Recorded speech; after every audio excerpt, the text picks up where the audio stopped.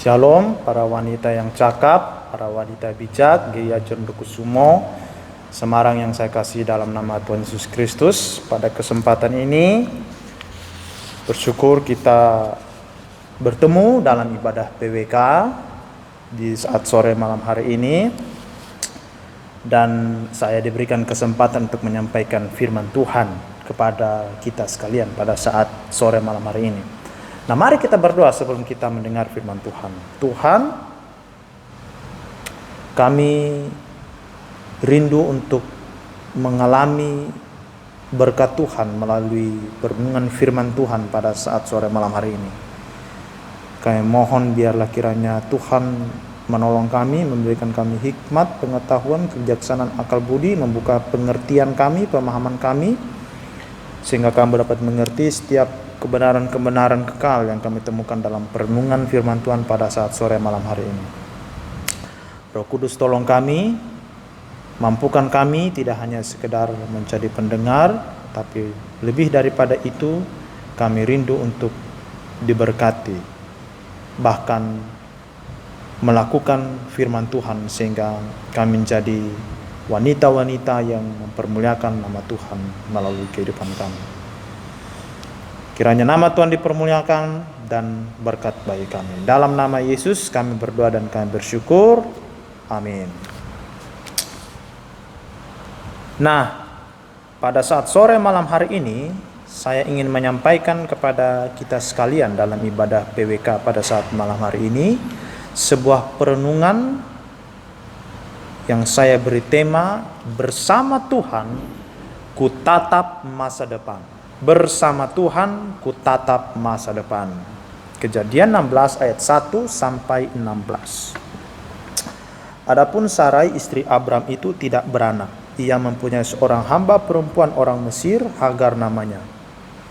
Berkatalah Sarai kepada Abram, engkau tahu Tuhan tidak memberi aku melahirkan anak. Karena itu baiklah hampiri hambaku itu, mungkin oleh dialah aku dapat memperoleh seorang anak. Dan Abram mendengarkan perkataan Sarai.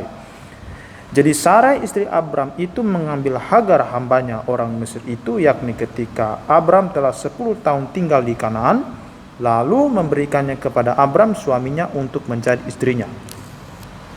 Abram menghampiri Hagar, lalu mengandunglah perempuan itu. Ketika Hagar tahu bahwa ia mengandung, maka ia memandang rendah akan nyonyanya itu. Lalu berkatalah Sarai kepada Abram, penghinaan yang kuderita ini adalah tanggung jawabmu. Akulah yang memberikan hambaku ke pangkuanmu, tetapi baru saja ia tahu bahwa ia mengandung, ia memandang rendah akan aku. Tuhan kiranya yang menjadi hakim antara aku dan engkau. Kata Abram kepada Sarai, hambamu itu di bawah kekuasaanmu, perbuatlah kepadanya apa yang kau pandang baik. Lalu Sarai menindas Hagar, sehingga ia lari meninggalkannya. Lalu malaikat Tuhan menjumpainya dekat suatu mata air di padang gurun, yakni dekat mata air di jalan ke Syur, katanya, Hagar hamba Sarai, dari manakah datangmu dan kemanakah pergimu? Jawabnya, aku lari meninggalkan Sarai nyonyaku. Lalu kata malaikat Tuhan itu kepadanya, kembalilah kepada nyonyamu, biarkanlah engkau ditindas di bawah kekuasaannya. Lagi kata malaikat Tuhan itu kepadanya, aku akan membuat sangat banyak keturunanmu sehingga tidak dapat dihitung karena banyaknya. Selanjutnya kata malaikat Tuhan itu kepadanya, engkau mengandung dan akan melahirkan seorang anak laki-laki dan akan menamainya Ismail, sebab Tuhan telah mendengar tentang penindasan atasmu. Seorang laki-laki yang lakunya seperti keledai liar, demikianlah nanti anak itu. Tangannya akan melawan tiap-tiap orang dan tangan tiap-tiap orang akan melawan dia. Dan di tempat kediamannya ia akan menentang semua saudaranya. Kemudian Hagar menamakan Tuhan yang telah berfirman kepadanya itu dengan sebutan, engkaulah El Roi, sebab katanya, bukankah di sini kulihat dia yang telah melihat aku. Sebab itu sumur tadi disebutkan orang sumur Lahiroi, letaknya antara Kades dan Beret. Lalu Hagar melahirkan seorang anak laki-laki bagi Abram, dan Abram menamai anak yang dilahirkan Hagar itu Ismail. Abram berumur 86 tahun ketika Hagar melahirkan Ismail baginya. Nah, ibu-ibu yang saya kasihi dalam Tuhan Yesus Kristus, cerita yang baru saja kita baca ini adalah cerita yang cukup menarik. Ini cerita tentang sebuah keluarga yang pernah mengalami sebuah kehancuran yang begitu sangat luar biasa, Tapi pada akhirnya keluarga ini dipulihkan oleh Tuhan. Nah, kalau kita mau bagi cerita ini bisa kita bagi dalam dua babak. Babak yang pertama itu di ayat 1 sampai ayat yang ke-6. Nah, di babak ini tokoh Sarai ini berbicara dua kali, sedangkan tokoh Abram ini berbicara hanya satu kali saja. Jadi Sarai ini aktif di sini, Abram ini pasif. Nah, ayat 2 kalau kita lihat di situ, Sarai mengatakan kepada Abram bahwa Tuhan tidak memberi aku melahirkan seorang anak. Jadi Sarai mulai ragu bahwa Tuhan akan memberikan kepada dia seorang anak. Sehingga dia berikan ide kepada Abram, karena itu baiklah hampiri hambaku. Karena dia merasa bahwa saya tidak mungkin berikan kepada suami saya seorang anak, maka lebih baik Abram, lu ambil saja itu saya punya budak Hagar namanya. Ambil saja dia, hampirilah dia. Mungkin oleh dia aku dapat memperoleh seorang anak. Jadi itu ide daripada Sarai. Nah, setelah itu Sarai memberikan Hagar kepada Abram, dan Abram kemudian menerima Hagar untuk dijadikan sebagai istri kedua dari Abraham. Nah, lalu setelah Abram menjadikan Hagar sebagai istri kedua, Hagar kemudian mengandung. Nah, ketika Hagar ini mengetahui bahwa dirinya mengandung, dia kemudian menjadi sombong. Dia kemudian menjadi angkuh. Kemudian dia mulai merendahkan Sarai, karena dia merasa bahwa dirinya yang akan melahirkan anak bagi Abram. Jadi dia merendahkan Sarai, dia sombong karena dia merasa bahwa dirinya lah yang akan memberikan anak bagi Abram. Nah, ketika Sarai merasa bahwa dirinya direndahkan oleh pembantunya Hagar ini, Sarai kemudian melaporkan kepada Abram. Dia sangat sakit hati dengan tindakan Hagar itu. Dia kemudian meminta Abram untuk mengusir Hagar. Namun Abram bilang terserah kamu saja, karena Hagar itu adalah budakmu, hambamu, seperti itu. Jadi akhirnya Sarai menindas Hagar, kemudian Hagar pergi meninggalkan Sarai. Nah, melalui babak ini kita bisa menemukan beberapa pelajaran. Pelajaran yang pertama itu adalah ketidaksabaran mendatangkan bencana. Semua tokoh dalam babak ini, baik Sarai, Hagar maupun Abraham, mereka masing-masing mengambil keputusan secara gegabah, tidak sabar. Maunya cepat-cepat. Dan akhirnya keputusan yang mereka ambil masing-masing itu mendatangkan bencana atas diri mereka masing-masing. Tapi pelajaran yang kedua adalah kesombongan menyebabkan penderitaan. Ketika Hagar tahu bahwa dia mengandung, dia kemudian menjadi sombong dan kemudian merendahkan Sarai. Akibat dari tindakannya itu yang merendahkan Sarai, Sarai menindas dia, dan pada akhirnya dia pergi meninggalkan Sarai dan Abram. Kesombongan menyebabkan penderitaan. Pelajaran yang ketiga adalah usaha manusia yang mendahului kehendak Allah dapat mendatangkan masalah dalam keluarga. Karena tahu bahwa dirinya tidak hamil dan merasa bahwa dirinya tidak mungkin hamil, Sarai ambil inisiatif supaya Abram menghampiri Hagar. Padahal Tuhan sudah berjanji bahwa Sarai pasti akan melahirkan seorang anak bagi Abraham, dan melalui keturunan itu, keturunan Abraham akan menjadi bangsa yang besar. Tapi karena merasa bahwa sudah sampai saat itu dirinya belum hamil, dia merasa bahwa tidak mungkin Tuhan akan memberikan dia anak. Jadi pada akhirnya dia mengambil sebuah inisiatif yang pada akhirnya mendatangkan masalah dalam kehidupan rumah tangganya. Usaha manusia yang mendahului kehendak Tuhan dapat mendatangkan masalah dalam kehidupan rumah tangga. Babak kedua dari kisah ini kita bisa lihat dari ayat yang ke-7 yang sampai ayat yang ke-15. Dalam bagian ini ada tokoh malaikat Yahweh. Malaikat Yahweh ini berbicara 4 kali, tapi Hagar di sini sebagai tokoh kedua dia hanya berbicara 2 kali. Jadi malaikat itu lebih aktif sedangkan Hagar ini pasif. Nah, di sini malaikat Tuhan memberikan kepastian kepada Hagar. Ketika menemui Hagar, malaikat Tuhan menanyakan apa masalah yang sedang dihadapi oleh Hagar pada waktu itu.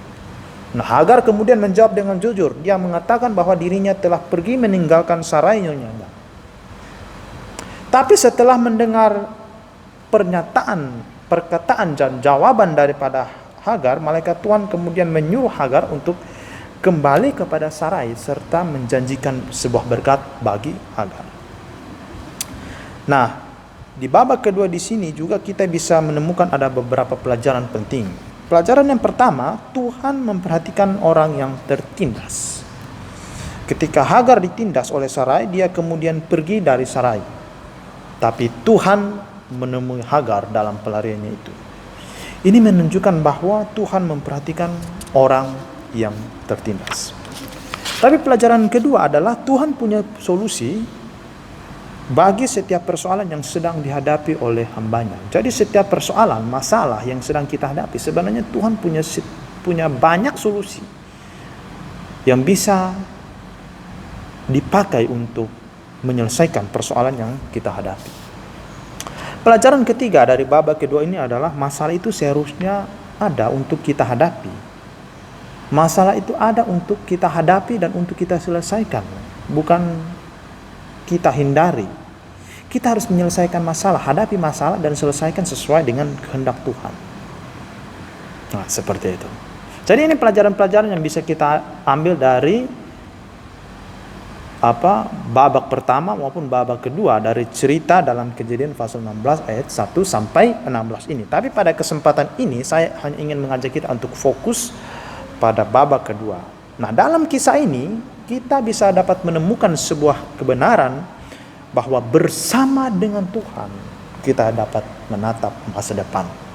Mengapa? Alasan yang pertama, Allah ingin melibatkan dirinya dalam kehidupan kita. Allah ingin melibatkan dirinya dalam kehidupan kita. Coba kita perhatikan ayat yang ke-7. Ayat yang ke-7 di situ dikatakan, lalu malaikat Tuhan menjumpainya dekat suatu mata air di padang gurun, yakni dekat mata air di jalan ke Syur. Ya. Hagar ditindas oleh Sarai nyonyanya, dan atas tindakan Sarai itu Hagar kemudian dia frustasi berat karena dia merasa ditindas, dia merasa dikucilkan, dia merasa tersiksa oleh tindakan Sarai nyonyanya itu, dan pada akhirnya Hagar pergi lari meninggalkan Sarai. Dia berada dalam sebuah permasalahan, namun di sini malaikat Tuhan datang menjumpai Hagar dalam pelarian yang Hagar lakukan. Di sini kita bisa menemukan sebuah kebenaran bahwa Allah memperhatikan kita. Allah ingin melibatkan diri menyelesaikan setiap masalah yang kita hadapi. Nah, malaikat Tuhan di sini ini sama dengan Tuhan ya, karena di sini ketika malaikat Tuhan ini menampakkan diri kepada Hagar, Hagar memanggil dia dengan Tuhan. Ya, Tuhan, engkaulah El Roy. Tuhan melihat aku. Jadi pada waktu Hagar menyebut malaikat Tuhan dengan sebutan Tuhan, ya, malaikat Tuhan tidak menolak, tidak keberatan ketika dia dipanggil oleh Tuhan. Dan kalau kita melihat dalam kitab suci, malaikat Tuhan sering dipanggil Tuhan. Dan ketika malaikat Tuhan dipanggil Tuhan, malaikat Tuhan tidak keberatan, tidak menolak dipanggil Tuhan. Jadi malaikat Tuhan adalah Tuhan sendiri. Tuhan yang menampakkan dirinya kepada manusia. Di sini kita bisa melihat bahwa Allah yang adalah pencipta semesta, penguasa langit dan bumi, maha besar, dia mau melibatkan diri dalam kehidupan permasalahan yang sedang dihadapi oleh Hagar. Ada budak yang sedang memiliki masalah. Budak di sini Hagar, dia budak, sedang punya masalah. Tapi Tuhan, Allah pencipta langit dan bumi, penguasa segala-galanya, mau melibatkan diri dalam masalah yang sedang dihadapi oleh Hagar. Yang sangat istimewa di sini adalah Tuhan sendiri, Allah sendiri yang datang menjumpai Hagar. Tuhan tidak pakai nabi atau pakai hamba Tuhan yang lain, utus untuk menemui Hagar, tidak. Dia langsung, Allah sendiri datang menemui Hagar hambanya. Kalau kita mau bertemu pejabat misalnya gubernur atau wali kota Semarang mungkin ya, kan kita tidak mungkin secara otomatis langsung bertemu dengan wali kota atau gubernur itu. Pasti kita akan diarahkan untuk ketemu bagian ini, bertemu ajudan, bertemu bagian protokol dan lain sebagainya. Kita tidak bisa secara langsung bertemu dengan orang penting. Tapi di sini Allah sendiri yang langsung menjumpai Hagar. Jadi Allah langsung terlibat mau melibatkan diri dalam persoalan yang sedang dihadapi. Tapi di sini kita juga bisa melihat bahwa Tuhan bukan hanya saja mau melibatkan diri dalam kehidupan kita. Tuhan juga menanyakan masalah apa yang sedang kita hadapi. Perhatikan ayat 8. Katanya di sini kata Tuhan, Hagar, hamba Sarai, dari manakah datangmu dan kemanakah kamu pergi? Jawabnya, aku lari meninggalkan Sarai nyonaku. Jadi di sini Tuhan menanyakan masalah apa yang sedang dihadapi oleh Hagar pada saat itu, sampai-sampai dia lari meninggalkan Sarah. Tuhan tanya kepada Hagar, ini bukan berarti bahwa Tuhan tidak tahu masalah apa yang sedang dihadapi oleh Hagar. Sebagai Allah, dia maha tahu, dia maha besar, dia pasti tahu persoalan apa yang sedang dihadapi oleh Hagar. Dia tahu persis masalah apa yang sedang terjadi. Tapi Tuhan menanyakan langsung itu karena dia ingin agar hambanya ini mengungkapkan secara langsung masalah yang dihadapi itu secara langsung, secara terbuka, secara jujur kepada Tuhan. Tuhan mau supaya kita terbuka secara langsung kepada Dia. Maka di sini kalau kita punya masalah, Tuhan mau agar kita mengungkapkan secara langsung masalah yang kita hadapi itu kepada Tuhan. Tuhan mau kita curhat, terbuka kepada Dia, jujur kepada Dia, apa adanya kepada Dia. Menceritakan semua masalah, unek-unek perasaan yang sedang kita alami, persoalan yang sedang kita hadapi. Kalau kita sedang menghadapi sebuah masalah, maukah kita datang pada Tuhan, ungkapkan masalah itu kepada Tuhan secara langsung, secara terbuka, secara jujur kepada Tuhan. Kalau ada masalah, datang kepada Tuhan dan ungkapkanlah kepada Dia.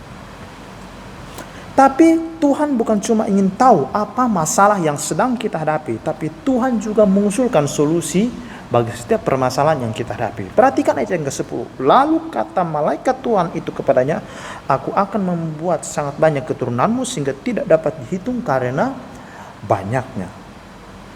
Perhatikan di sini, Hagar melarikan diri dari Sarai oleh karena dirinya ditindas oleh Sarai. Jadi kelihatannya di sini Sarai kejam karena menindas Hagar. Tapi di sini Hagar ditindas oleh Sarai karena Hagar ini sombong. Hagar merendahkan Sarai. Berarti di sini penindasan yang dilakukan oleh Sarai kepada Hagar itu terjadi karena Hagar melakukan sebuah kesalahan, yaitu dia merendahkan Sarai namanya. Jadi Hagar bersalah, Hagar yang salah. Tapi biarpun Hagar salah, Tuhan tetap mau bantu dia. Tuhan mau berikan solusi terhadap masalah yang dia hadapi. Berarti kalau kita punya masalah, walaupun masalah itu disebabkan oleh karena kesalahan yang kita buat sendiri, Tuhan tetap sayang, Tuhan tetap mengasihi kita, dan Tuhan tetap mau mengusulkan solusi yang terbaik yang bisa kita ambil, yang bisa kita pakai untuk menyelesaikan setiap permasalahan yang kita hadapi. Ini adalah hal yang luar biasa. Allah ingin melibatkan dirinya dalam setiap masalah, persoalan yang sedang kita hadapi. Walaupun masalah yang terjadi, yang kita alami itu adalah masalah yang terjadi oleh karena kesalahan yang kita buat sendiri. Ini adalah pelajaran yang penting bagi kita. Para pekerja misalnya, mungkin yang masih muda mungkin ya, seringkali emosional. Ada masalah sedikit, pengennya tiba-tiba keluar lari meninggalkan pekerjaan. Kena masalah gesekan di kantor, di pekerjaan, di perusahaan, baik itu dengan teman atau mungkin dengan bos, ya, digosipin sana, digosipin sedikit, tidak tahan, pengennya keluar dari kantor. Ada masalah, mau lari tinggalkan masalah. Jangan seperti itu. Masalah ada untuk dihadapi.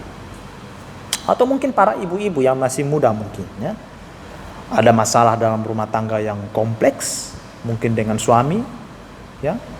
Suami istri mungkin ribut karena mungkin ada satu masalah tertentu, persoalan kecil mungkin. Ya.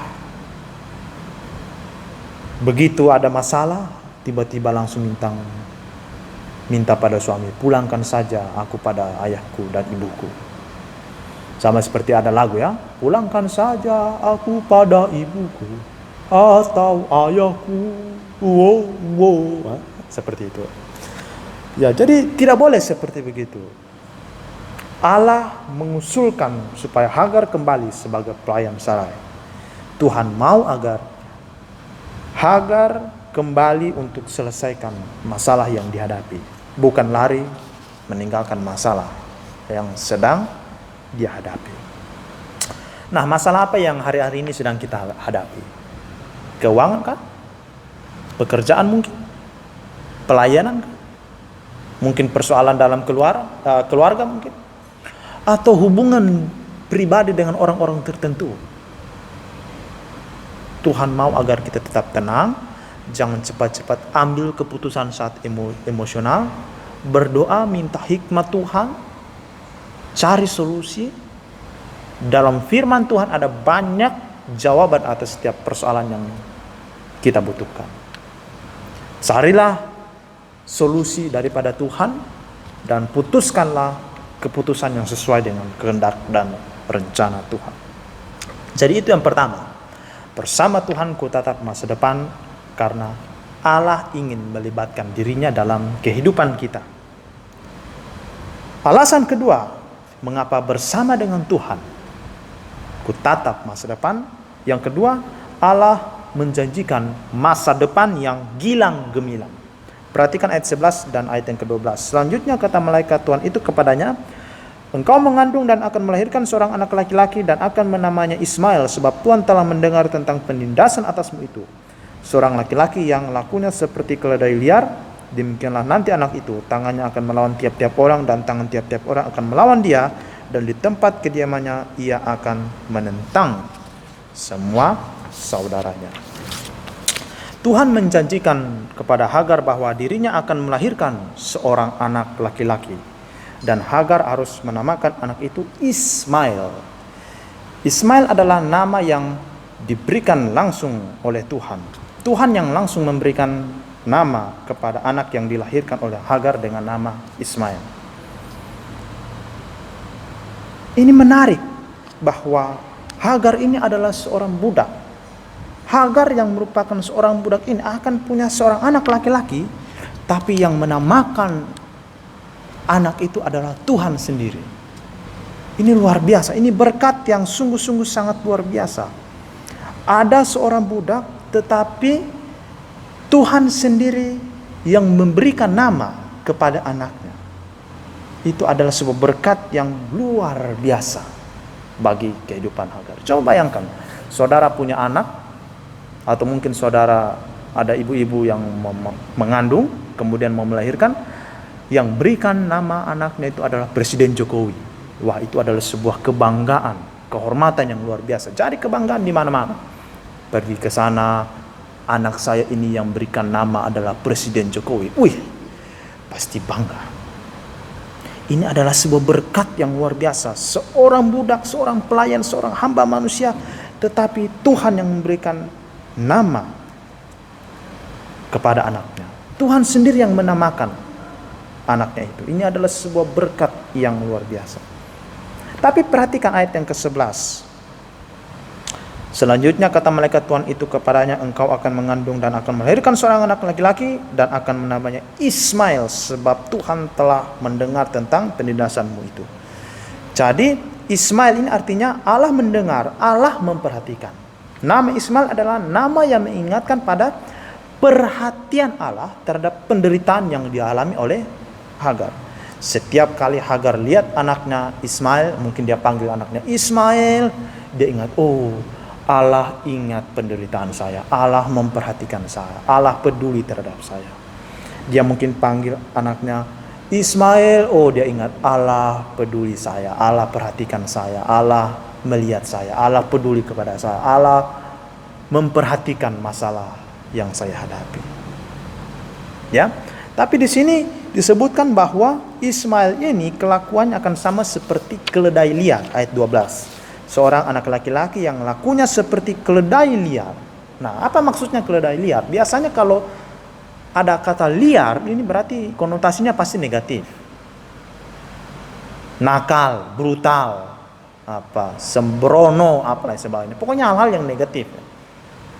Jadi mungkin kita sempat berpikir bahwa keledai liar ini berarti Ismail akan jadi nakal, jahat, brutal seperti itu.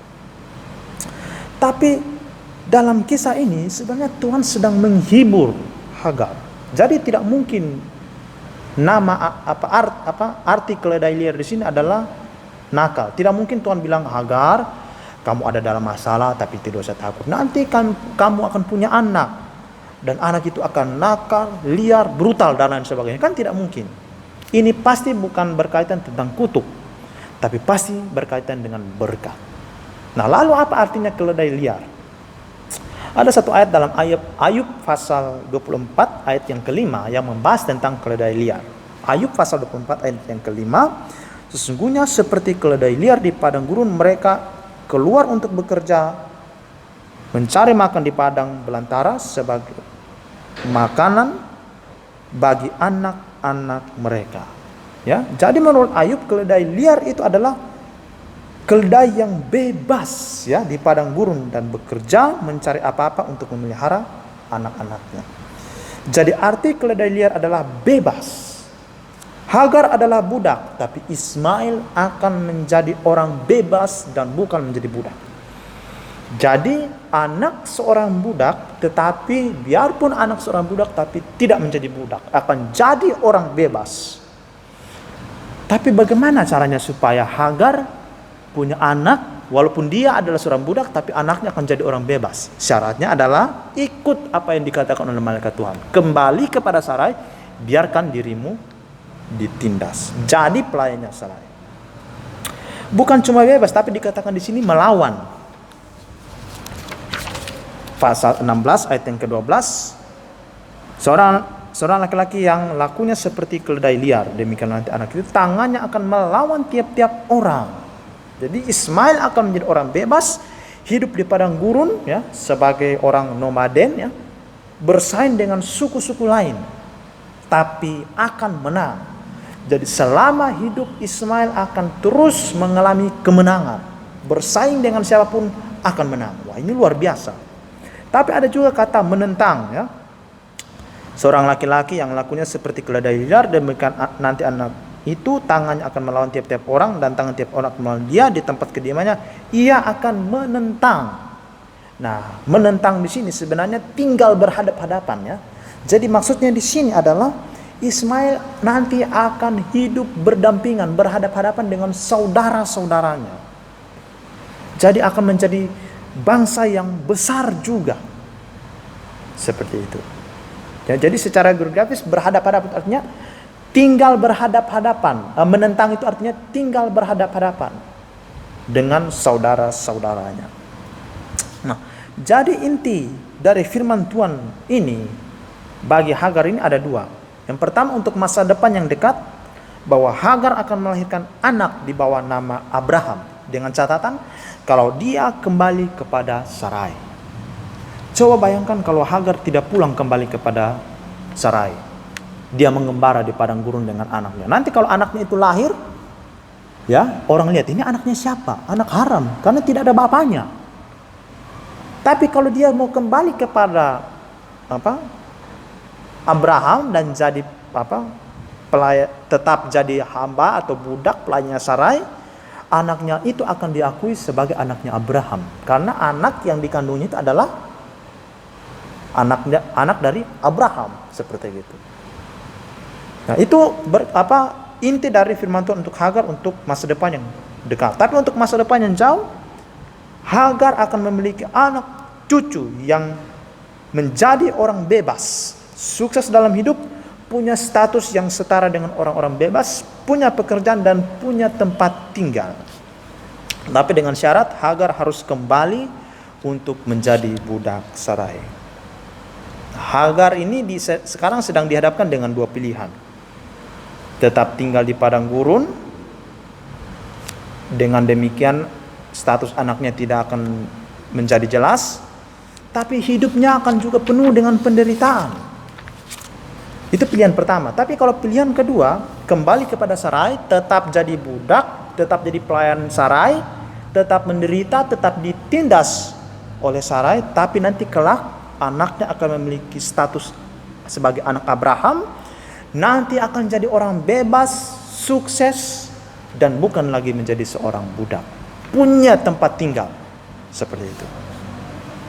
Nah, sama seperti Hagar, kita dihadapkan dengan pilihan, mau taat pada firman Allah, walaupun ketaatan kita kepada firman Allah itu akan membuat kita mengalami penderitaan tertentu pada saat ini.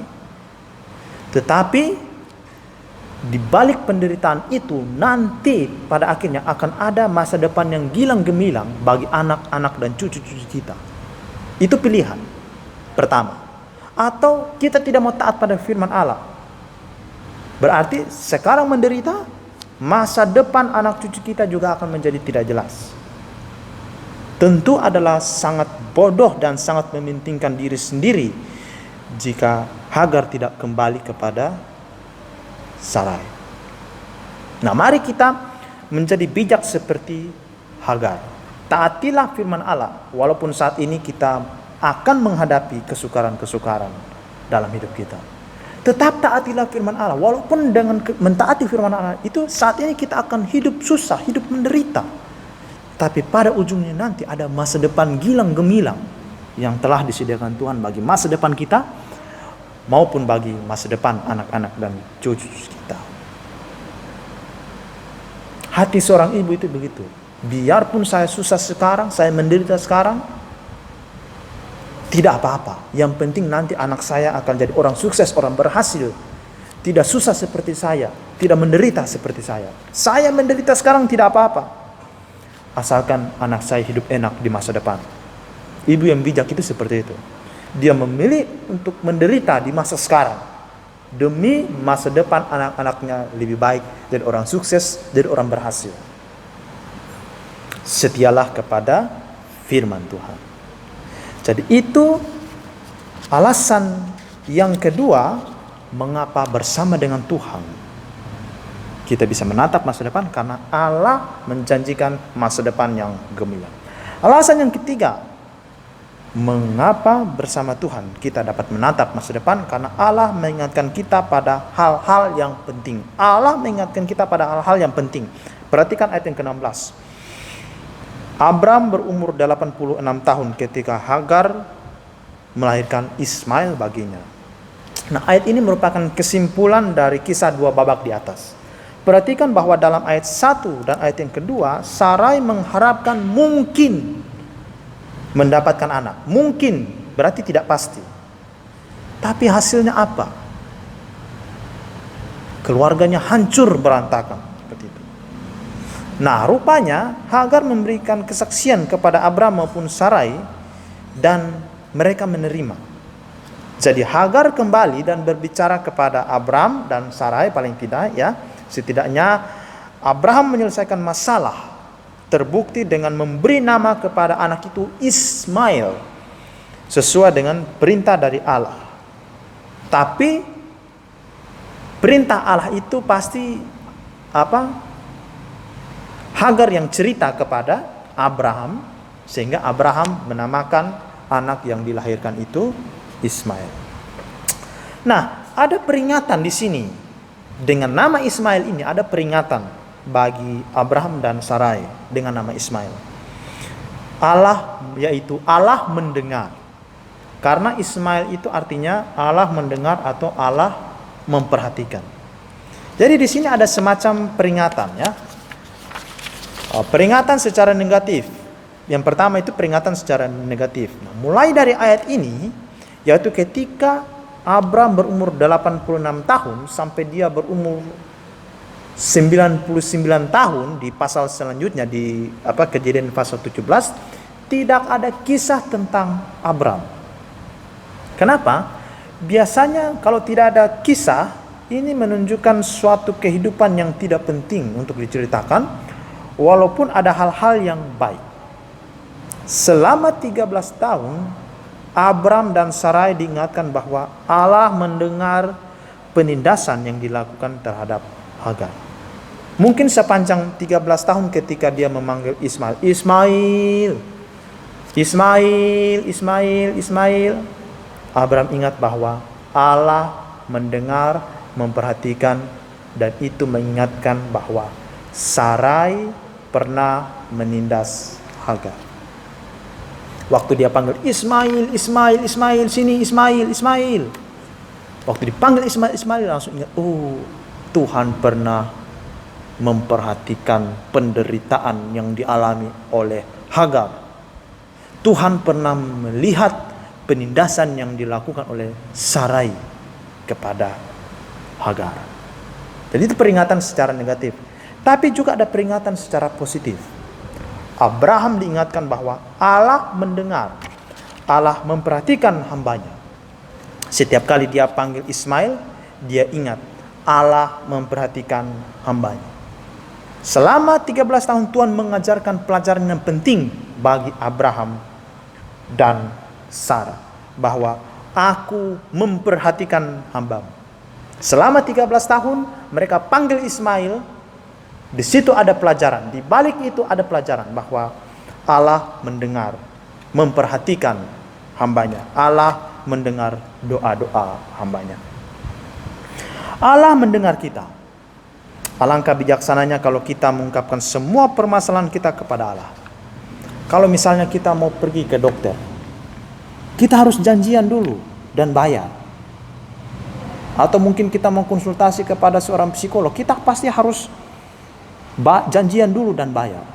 Tapi kalau mau kepada Tuhan 24 jam non-stop, Allah selalu mendengar. Dia selalu mendengar, dia selalu menantikan kita datang untuk berdoa kepadanya dan menyampaikan permasalahan yang kita hadapi kepada dia. Sampaikanlah keinginan kita di dalam doa, ingatlah bahwa Allah selalu mendengar. Bersama Tuhan ku tatap masa depan. Mengapa? Pertama, Allah ingin melibatkan dirinya dalam kehidupan kita. Allah menjanjikan masa depan yang gemilang, dan Allah mengingatkan kita akan hal-hal yang penting. Tuhan Yesus memberkati kita. Amin.